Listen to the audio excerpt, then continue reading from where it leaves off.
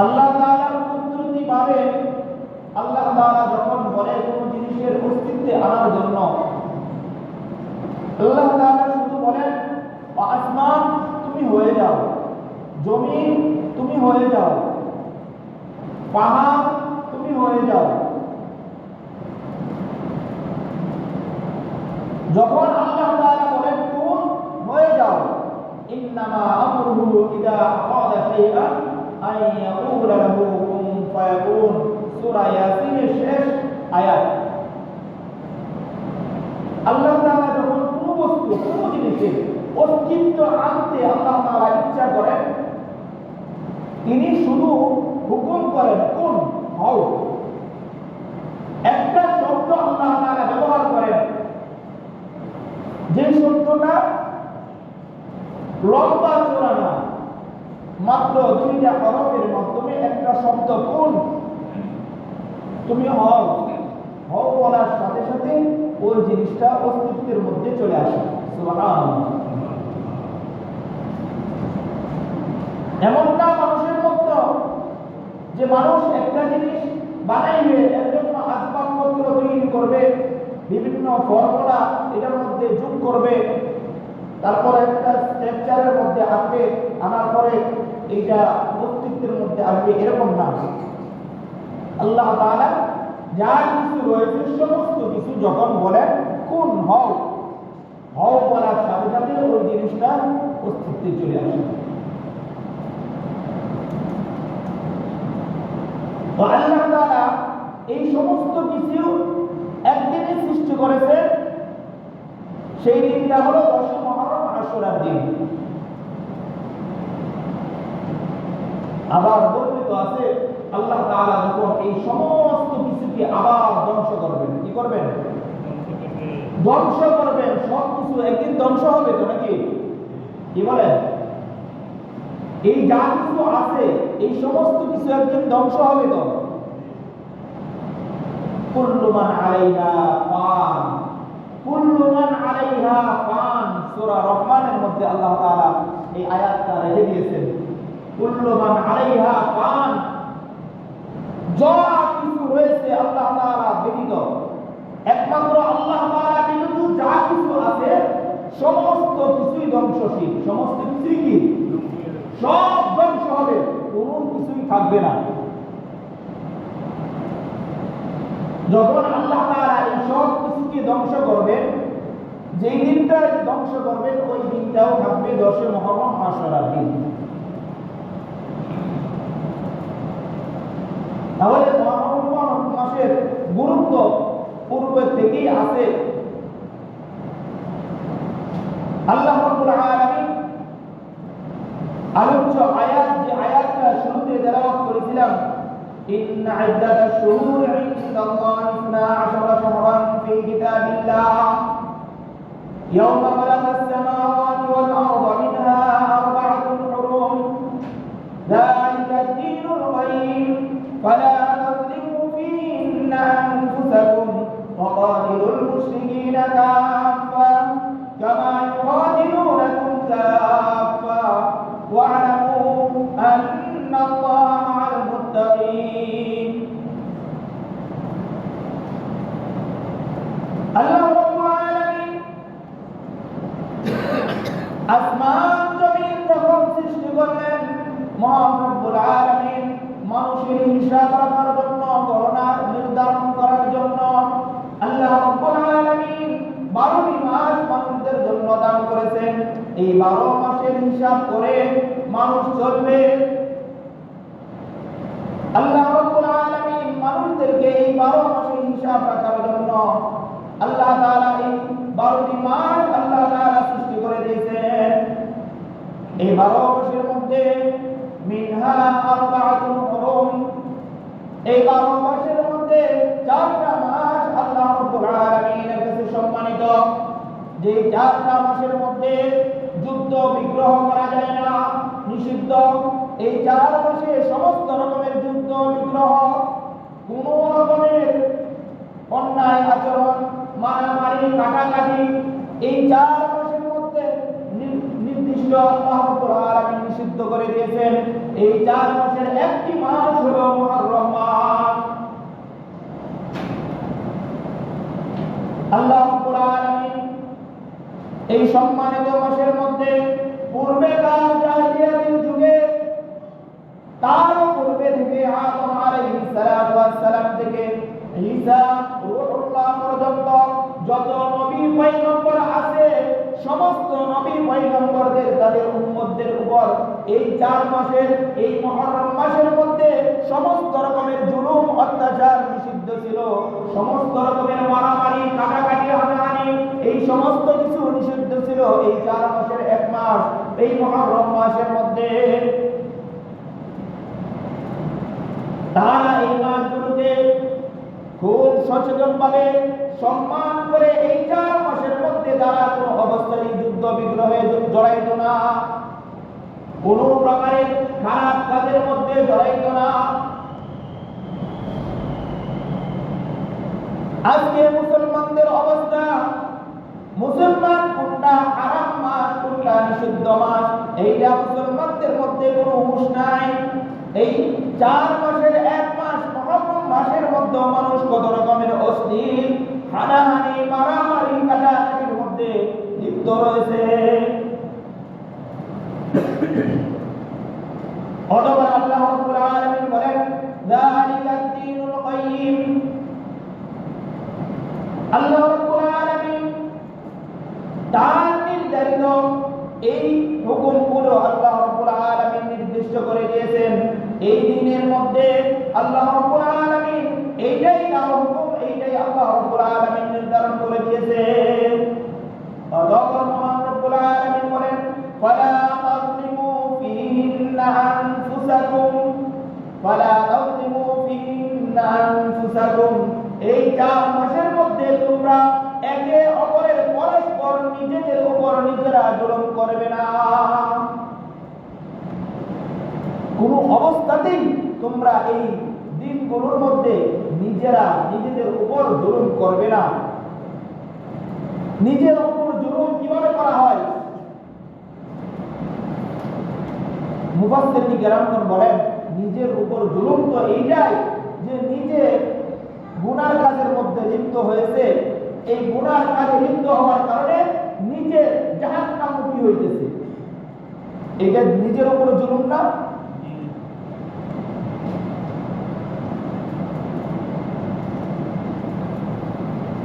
নিজে কত রকমের পাপাচারের মধ্যে লিপ্ত রয়েছে, অথচ জাহিলিয়াতের যুগে এই দিনগুলোর মধ্যে মানুষেরা নিজেরা কোনো অশ্লীল কাজের মধ্যে জড়াইত না, নিজেরা কোনো গুনার কাজের মধ্যে লিপ্ত হইত না। জাহিলিয়াতের যুগেও মানুষ এই মাস সময়ের মধ্যে আইসা খুব সম্মান করত, একাকিত্ব বাস করত, ঘরের ভিতরে থাকতো, তারা বাহিরে যাইত না। কারণ বাহিরে গেলে যদি নিজের উপর জুলুম হয়ে যায়, কোনো অন্যায় কাজের মধ্যে লিপ্ত হয়ে যায়, এই জন্য বের হইত না। আর আমরা জানি না কোনটা নিষিদ্ধ মাস। অন্যায়, অবিচার, খারাপ কাজ, গুনার কাজ, এইটা তো সবসময়ের মধ্যেই নিষিদ্ধ। তারপরে আবার এই সম্মানিত মাস, এই সম্মানিত মাসে আইসা এইটা আরো বেশি করে নিষিদ্ধ হয়ে যায়।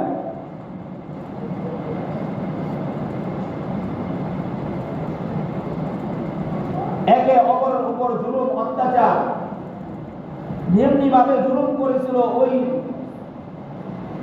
ইয়াজিদ বাহিনী, নবী সাল্লাল্লাহু আলাইহি ওয়াসাল্লামের কলিজার টুকরা হযরত হুসাইন রাদিয়াল্লাহু তাআলা আনহু এবং তার পরিবারের উপর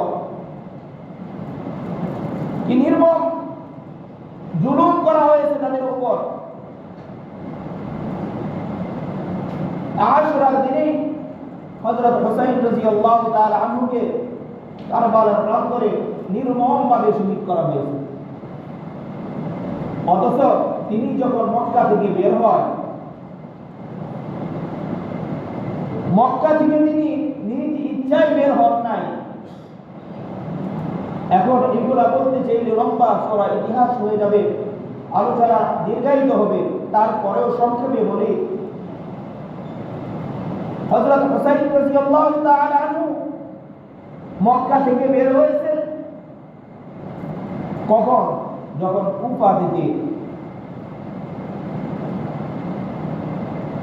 থেকে তার কাছে শত শত চিঠি গেছে, তাকে আমন্ত্রণ জানাইছে কুফার লোকেরা।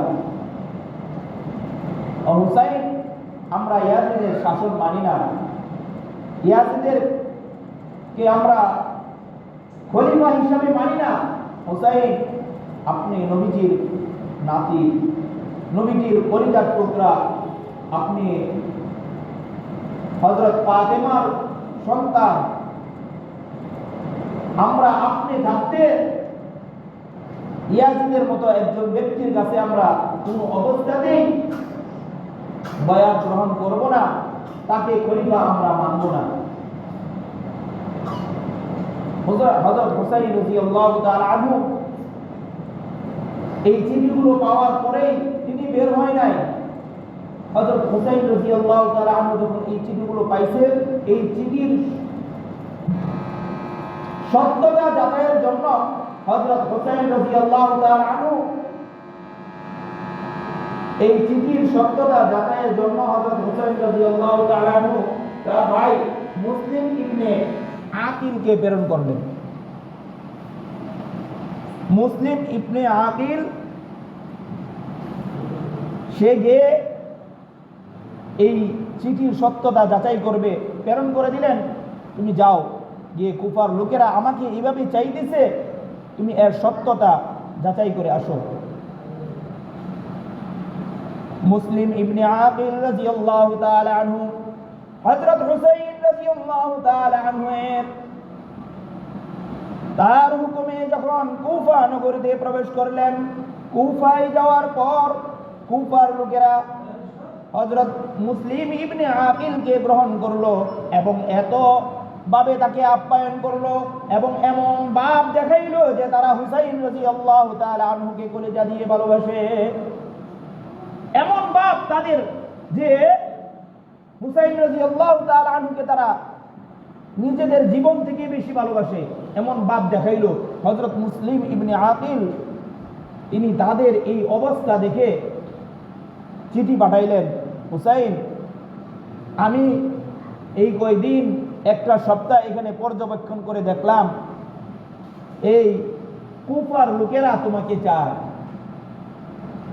বাস্তবিকভাবেই তারা তোমাকে চায়, তুমি আসো এবং তাদের বয়াত তুমি গ্রহণ করো। হযরত হুসাইন রাদিয়াল্লাহু তাআলা আনহুর হাতে যখন চিঠি পৌঁছাইল, হযরত হুসাইন রাদিয়াল্লাহু তাআলা আনহু অন্যান্য যত সাহাবায়ে কেরাম ছিল তাদের সাথে পরামর্শ করে দেরি করলেন না, তিনি তার অল্প কয়েকজন পরিবারের সদস্যদেরকে নিয়ে তিনি মক্কা থেকে বের হইলেন কুফার উদ্দেশ্যে। যখন বের হইবে কুফার উদ্দেশ্যে, ওই সময় মক্কার মধ্যে বড় বড় সাহাবায়ে কেরাম ছিল। হযরত ইবনে আব্বাস রাদিয়াল্লাহু তাআলা আনহু এবং আব্দুল্লাহ ইবনে উমর রাদিয়াল্লাহু তাআলা আনহু সহ আরো বড় বড় অনেক সাহাবায়ে কেরাম ছিল। তারা বারবার আয়েশা বলতেছে, হুসাইন, তুমি কুফায় যাইতে পারো না, যেও না। কারণ হলো কুফার ইতিহাস ভালো না, কুফার লোকেরা পূর্বেও অনেকবার মুনাফিকি করেছে, তোমার বাবা হযরত আলীর সাথে তারা মুনাফিকি করেছে, তুমি যেও না, ওরা তোমার সাথে ভালো ব্যবহার করবে না। হযরত হুসাইন রাদিয়াল্লাহু তাআলা আনহু বললেন, আমি এই কথাগুলো আগে থেকেই জানতাম ওরা এমন করবে, কিন্তু মুসলিমকে প্রেরণ করছি, সে আমাকে সঠিক তথ্য দিয়েছে, ভালো তথ্য দিয়েছে, সুতরাং আমার যাইতে হবে। হযরত হুসাইন রাদিয়াল্লাহু তাআলা আনহু কারো কথা মানলেন না, তিনি কুফার উদ্দেশ্যে রওনা দিলেন। ওই দিক দিয়ে হযরত মুসলিম ইবনে আকিল রাদিয়াল্লাহু তাআলা আনহু যখন হুসাইনের কাছে চিঠি পাঠাইলো, চিঠি পাঠানোর পর দিন থেকেই অবস্থা পরিবর্তন হওয়া শুরু করলো, অবস্থা পরিবর্তন হওয়া শুরু করলো। কুফার লোকদের আসল রূপ প্রকাশ পাইতে শুরু করলো। তাদের পূর্বের যে রূপ ছিল মুনাফিকি করা, এই মুনাফিকি তাদের কাছ থেকে প্রকাশ পাইতে শুরু করলো। কুফার লোকেরা মুনাফিকি করে ইয়াজিদের দলভুক্ত হয়ে গেল। দলভুক্ত হয়ে মুসলিম ইবনে আকিল রাদিয়াল্লাহু তাআলা আনহুকে গ্রেফতার করে তাকে হত্যা করল। আর ওই সময় কুফার গভর্নর ছিল উবাইদুল্লাহ ইবনে জিয়াদ। তাকে ইয়াজিদ সরাসরি হুকুম দিল, উবাইদুল্লাহ ইবনে জিয়াদ কোন অবস্থাতেই যাতে হুসাইন কুফায় প্রবেশ করতে না পারে, কুফার সমস্ত রাস্তাঘাট তুমি বন্ধ করে দাও।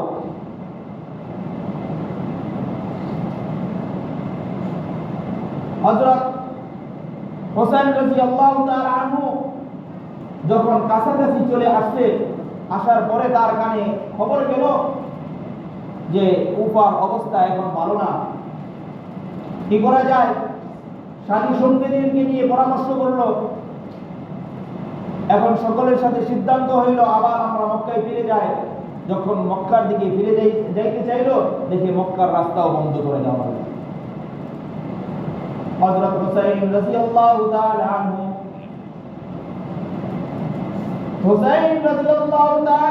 কুফার রাস্তা বন্ধ, মক্কা দিকে ফিরে যাওয়ার ওই রাস্তাও বন্ধ।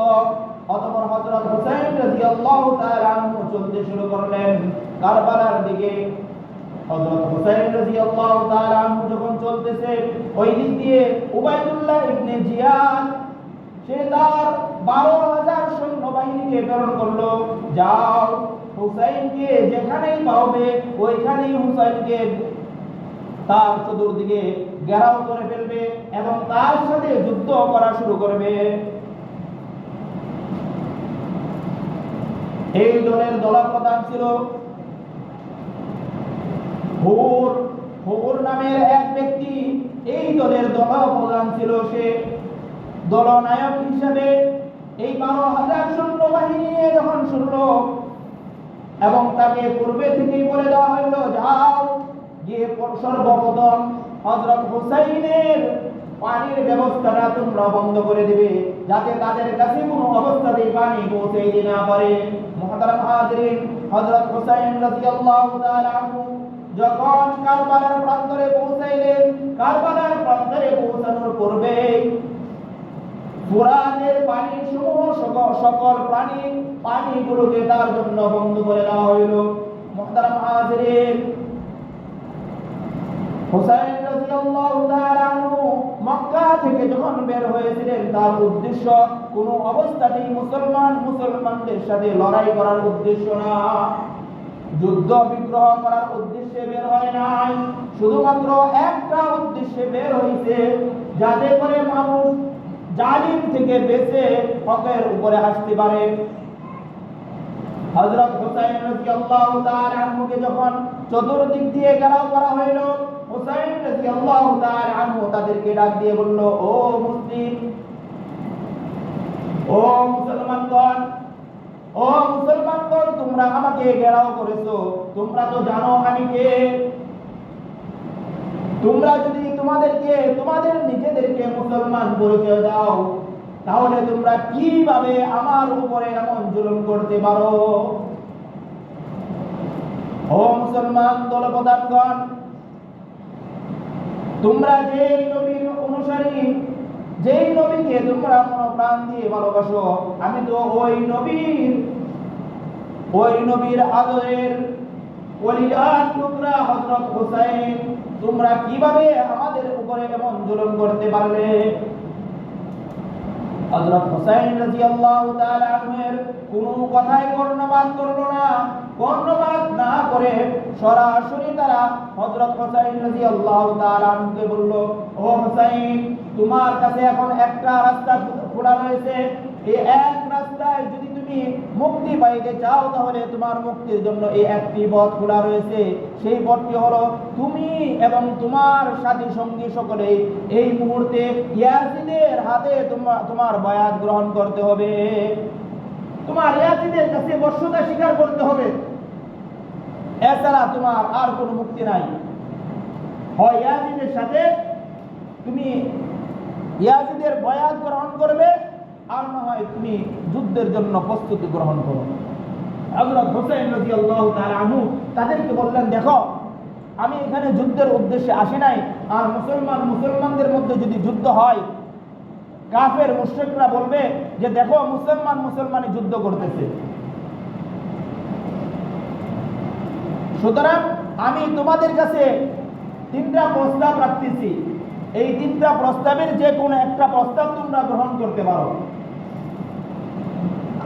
আমার 3টা প্রস্তাব হলো, আমি যেই দিক দিয়ে আসছি অর্থাৎ মক্কা থেকে আসছি, তোমরা আমাকে মক্কায় ফিরে যেতে দাও।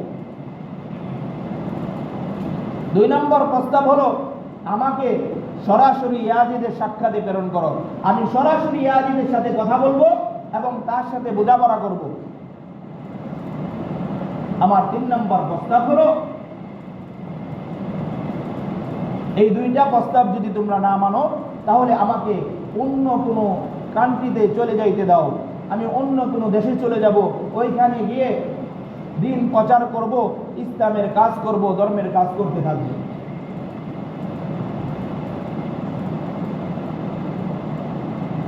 উবাইদুল্লাহ ইবনে জিয়াদ এবং তার দলপ্রধান কেহ এই প্রস্তাবগুলো গ্রহণ করলো না। গ্রহণ না করে বলতেছে, হুসাইন তোমার কাছে একটাই পথ খোলা রয়েছে, এইটা হলো তোমার ইয়াজিদের সাথে তোমার বশ্যতা স্বীকার করা, বয়াত গ্রহণ করা, এছাড়া তোমার বিকল্প পথ নাই। হযরত হুসাইন রাদিয়াল্লাহু তাআলা আনহু গ্রহণ করলেন না। দ্বিতীয় যে রাস্তা, এইটা হলো যুদ্ধ।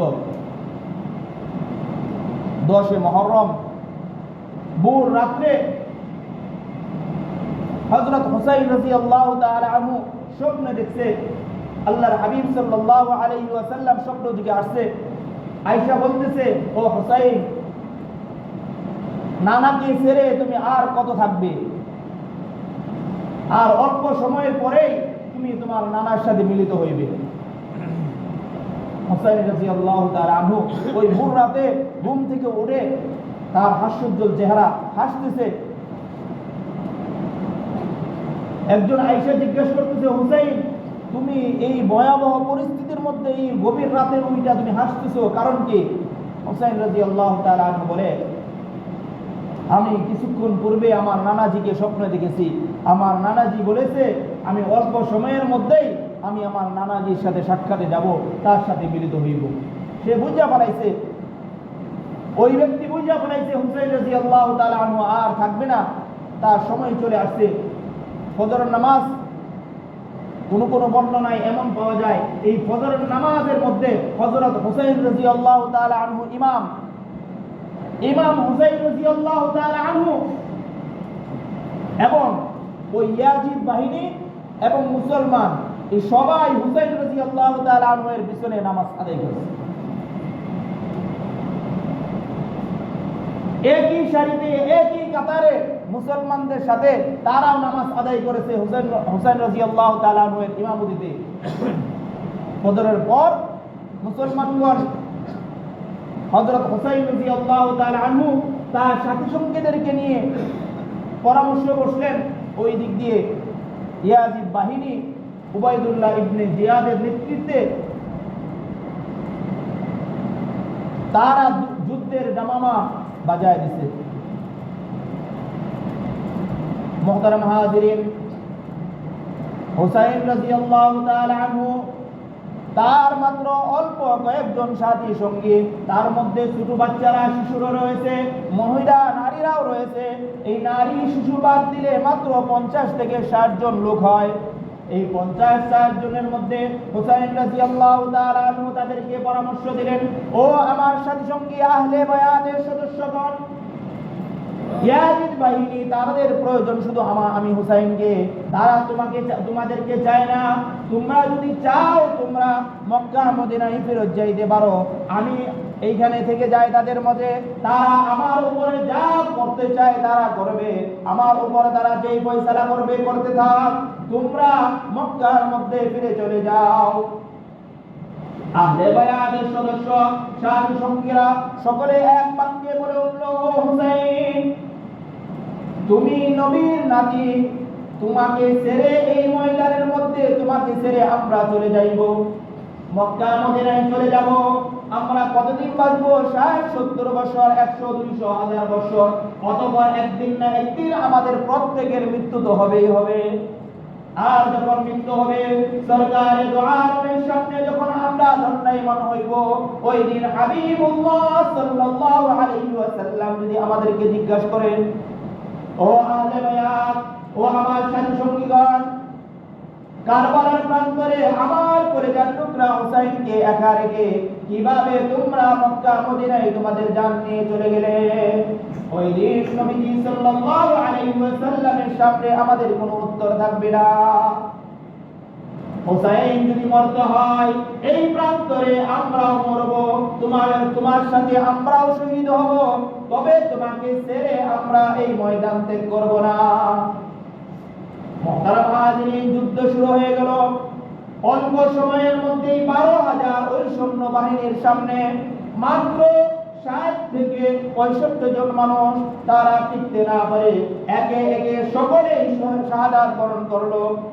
হযরত হুসাইন রাদিয়াল্লাহু তাআলা আনহু উন্মুক্ত তরবারি নিয়ে তার তাবু থেকে যখন বের হয়, হযরত হুসাইন রাদিয়াল্লাহু তাআলা আনহু এর বিবি বলতেছে, ও স্বামী, আপনি যুদ্ধের ময়দানে যাইতেছেন জানি, আর ওইখান থেকে ফিরে আসবেন না।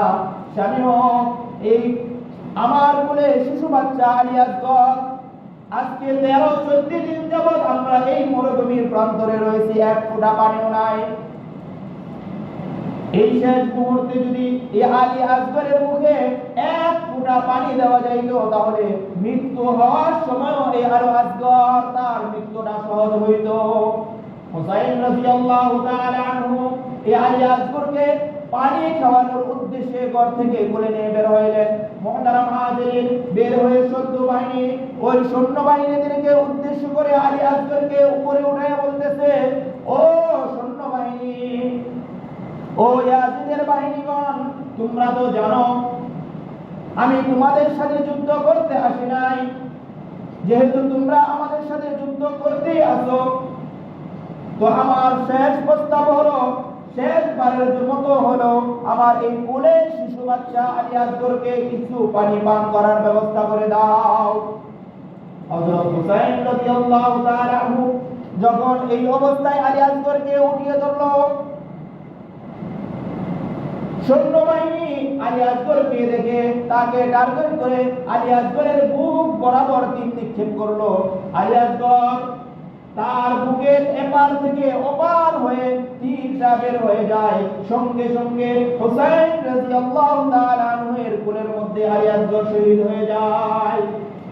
হুসাইন রাদিয়াল্লাহু তাআলা আনহু আলী আসগরকে নিয়ে তার বিবিকে নিয়ে বলে, ও বিবি, সন্তানকে কোলে নাও, হাউজে কাউসারের পানি, জান্নাতের পানি, শাহাদাতের পানি পান করে তোমার সন্তানকে নিয়ে আসি। জান্নাতে যাওয়ার পূর্বে আর তোমার সন্তানের পানির পিপাসা হবে না। হযরত হুসাইন রাদিয়াল্লাহু তাআলা আনহু উন্মুক্ত তরবারি নিয়ে শত্রু বাহিনীর দিকে বের হইলেন। তরবারি চড়ায়, ইতিহাস প্রমাণ, হুসাইন রাদিয়াল্লাহু তাআলা আনহু তরবারি চড়ায়, এক এক তরবারিতে শত শত সৈন্যবাহিনী ধরাশায়ী হয়ে জমিনে লুটিয়ে পড়ে। এমনি ভাবে মাঠ ফাঁকা। হুসাইন রাদিয়াল্লাহু তাআলা আনহু ফোরাত পর্যন্ত পৌঁছাইলেন। ফোরাতে গিয়ে ফোরাত থেকে একটু পানি পান করবেন, এই মুহূর্তে তার চোখের মধ্যে ভেসে ওঠে ছোট্ট বাচ্চা আলী আসগরের চেহারা। হায় আলী আসগর পানি না পান করে এমনিতেই পানির অভাবে এসে মৃত্যুবরণ করেছে। আমার কত সাথী সঙ্গী শাহাদাত বরণ করেছে পানি না খেয়ে, আমি কিভাবে আজকে এই ফোরাতের পানি পান করে? হুসাইন রাদিয়াল্লাহু তাআলা আনহু পানি না পান করে তিনি আবার কিনারে চলে আসলেন। আসার পরে হযরত হুসাইন রাদিয়াল্লাহু তাআলা আনহু আসমানের দিকে তাকিয়ে বলতেছে, ও আল্লাহ, তুমি সাক্ষী, যার উসিলায় তুমি এই ফোরাত দান করেছো, আমি ওই ব্যক্তির নাতি। আজকে আমার এবং আমার সাথী সঙ্গীদের প্রত্যেকের এই ফোরাত ফোরাতের পানি থেকে বঞ্চিত করা হয়েছে। রব্বুল আলামিন এই ফোরাতের পানি চাই না, তোমার হাবিবের হাতের হাউজে কাউসার চাই। হুসাইন রাদিয়াল্লাহু তাআলা আনহু যখন এই কথা বলতেছিলেন, শত্রু বাহিনী দূর থেকে দেখতেছে হুসাইন রাদিয়াল্লাহু তাআলা আনহু এর কাছে বিরা যায় না। দূর থেকে হুসাইন রাদিয়াল্লাহু তাআলা আনহুকে লক্ষ্য করে বর্ষা নিক্ষেপ করা হইল। অগণিত বর্ষা এবং তীর হুসাইন রাদিয়াল্লাহু তাআলা আনহু এর শরীরে বিদ্ধ হইল। হুসাইন রাদিয়াল্লাহু তাআলা আনহু মাটিতে পড়ে যায়। শত শত তীরের আঘাত এবং বর্ষার আঘাতে হুসাইন রাদিয়াল্লাহু তাআলা আনহু ধরাশায়ী হয়ে পড়ে যায়। জালিমদের মধ্যে প্রত্যেকটা জালিম ভয় পাইতেছিল কে হুসাইন রাদিয়াল্লাহু তাআলা আনহু এর কাছে আসবে এবং তার দেহ থেকে মাথা আলাদা করবে। সীমার একে একে প্রত্যেককে বলতেছিল, যাও যাও যাও, যদি পুরস্কার পাইতে চাও তাহলে হুসাইনের মাথাটাকে দেহ থেকে আলাদা করে নিয়ে আসো। প্রত্যেকেই অস্বীকার করলো। শেষ পর্যন্ত এই সীমার হুসাইন রাদিয়াল্লাহু তাআলা আনহু এর দেহ থেকে মাথাটাকে আলাদা করে এবং সাথী সঙ্গীদেরকে বলল, তোমরা প্রত্যেকে হুসাইনের এই দেহের উপর দিয়ে ঘোড়া চালিয়ে দাও। হুসাইন রাদিয়াল্লাহু তাআলা আনহু নির্মমভাবে এই প্রান্তরে শাহাদাত বরণ করেন এবং তার দেহের সাথে পাপিষ্ঠ সীমার এমন বেয়াদবিমূলক আচরণ করেছে আল্লাহ রাব্বুল আলামিন এদেরকেও মৃত্যুর পূর্বেই জমিনের মধ্যে এমন শাস্তি দিয়েছে। এই শাস্তির কথা বললে আবার আলোচনা লম্বায়িত হবে। মুহতারাম হাজিরিন, যেই কথা বলতেছিলাম যে হুসাইন রাদিয়াল্লাহু তাআলা আনহু ইয়াজিদের সামনে মাথা নত করে নাই, কারণ একটাই, হক জিন্দা থাকবে, হক জিন্দা থাকবে, বাতিল একদিন ধরাশায়ী হবে। দুনিয়া থেকে কোনো অবস্থাতেই হককে নিচু করা যাবে না। তো হুসাইন রাদিয়াল্লাহু তাআলা আনহু এর উপর যারা জুলুম করেছে তাদেরকে প্রত্যেককে, ইয়াজিদ সহ যাদেরকে মানুষ স্মরণ করে এদেরকে ঘৃণা করে স্মরণ করে, কিন্তু কারবালার প্রান্তরে যেই সমস্ত মুসলমান হুসাইন রাদিয়াল্লাহু তাআলা আনহু এর সাথে থেকে শাহাদাত বরণ করেছে তাদেরকে প্রত্যেকেই তাদেরকে সম্মানের সাথে স্মরণ করে। মুহতারাম হাজির, এই মাসটা হলো এই মুহররম মাস। এই মুহররম মাসে এসে আমাদের থেকে কারো থেকে যাতে কোনো রকমের জুলুম না হয়, আমরা একে অপরকে জুলুম করব না। আজকে আমার ক্ষমতা হয়েছে, আজকে আমার শক্তি আছে, দাপট আছে, আমি আমার অন্য আরেকজনের উপর জুলুম করলাম, অত্যাচার করলাম, এর বিচার আল্লাহ তাআলা দুনিয়াতেই করবেন। দেখবেন মৃত্যুর পূর্বে হলেও আপনার এই বিচার দুনিয়াতে হয়েই যাবে। এই জন্য আজকে থেকেই এমন একটা প্রতিজ্ঞা নিতে হবে যে আমার বাকি জিন্দেগি আমি কারো উপরে কোনো জুলুম করব না। আমার এই জিন্দেগির মধ্যে আমি আমার নিজের উপর জুলুম করব না, গুনাহ করে আমি অন্যের হক নষ্ট করে তার উপর জুলুম করব না, ইনশাআল্লাহ।